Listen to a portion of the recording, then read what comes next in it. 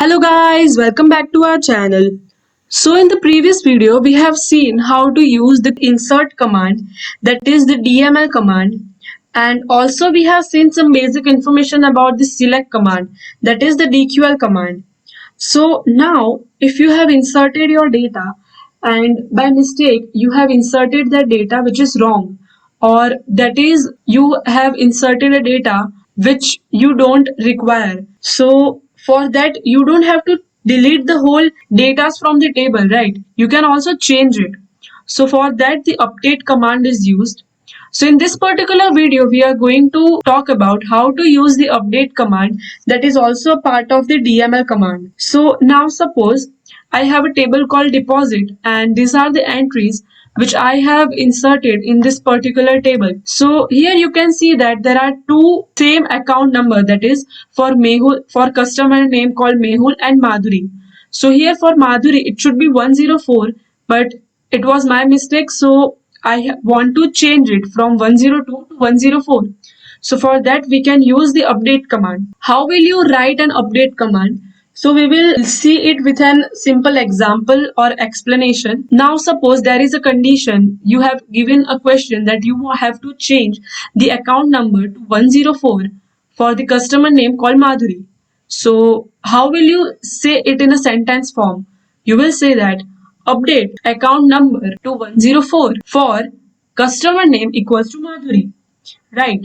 So in the same way you have to write it in the syntax form, but you have to change or modify it. So for writing a syntax form for update the name of the table, set field name equals to value, where condition. So here the field name is the column name, that is here the account number, that is your field name, and the value which you want to set for that particular field, and the condition is you write the condition so that you can identify that particular row, in which row this particular condition should go. So this is how the update command works. So I will write it as update deposit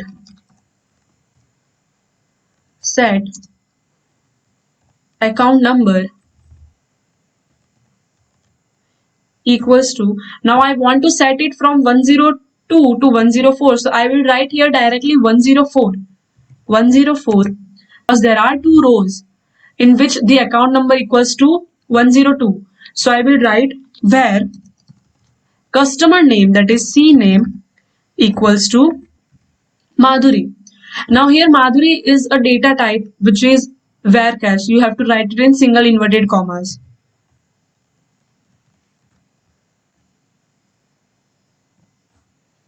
So here you can see that one row is affected. So here the updation is been done successfully. So now if I will see, then you can see that it has been changed to 104 from 102. So this is how the update command works for one particular change. So now suppose you want to change multiple fields, that is multiple columns. So here for an example I will take that this row 2, that is having the account number equals to 101. Here the amount and a date are null. So now I want to update them and change it into their corresponding values. So for that also I can use the update command.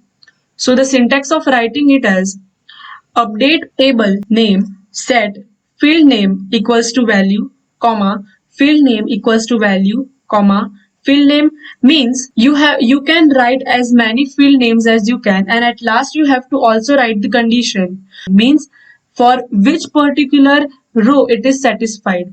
So you have to make sure that these fields, means that particular column, should be having the same condition, means they should be there in the same row, we can say. So I will write it as update deposit set. I will have to change these two values, that is amount equals to 5000, a date equals to 1996 0104.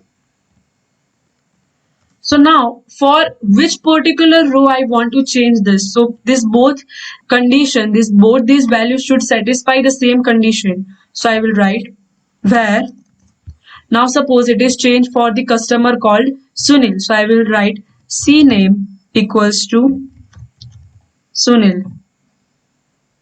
So here you can say that the row is affected. So now it is seen that before it was null here and now it is having its own values.